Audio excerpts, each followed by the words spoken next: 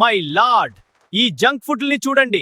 రుచిగా కనిపిస్తాయి, కానీ లోపల మాత్రం విషం. ప్రజలు వీటిని రోజూ తింటున్నారు. వాళ్ళ ఆరోగ్యం నాశనమవుతోంది. జడ్జి గారు, నేను బర్గర్. జడ్జి గారు, నన్ను ఇలా బంధించేశారు. కానీ నిజం చెప్పాలంటే వాళ్ళే నన్ను తింటున్నారు. నేను ఎవరి దగ్గరికైనా వెళ్ళి నన్ను తినండి అన్నానా? నేను పిజ్జా.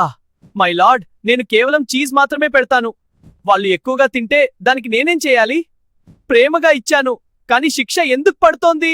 నేను ఫ్రైస్. జడ్జి గారు, పిల్లలు నన్ను చూసిన వెంటనే ఆగలేక తింటారు. అది నా తప్ప లేక వాళ్ళ తప్ప? నూనెలో వేసి ఫ్రై చేసి తినేది వాళ్ళు, శిక్ష మాత్రం నాకు. ఈ ఎక్కడి న్యాయం? నేను కూల్ డ్రింక్. చల్లగా ఉంటాను కాబట్టి అందరూ నన్ను ఇష్టపడతారు. కానీ లోపల చక్కెర ఉందని ముందే చెప్పాను కదా. లేబుల్ చదవకుండా తాగుతారు. ఇప్పుడు నన్నే ఎందుకు దోషిగా చేస్తున్నారు? ఇవాళ వీళ్లకు కఠినమైన శిక్ష పడాలి మై లార్డ్. అప్పుడే ప్రజలు జాగ్రత్త పడతారు.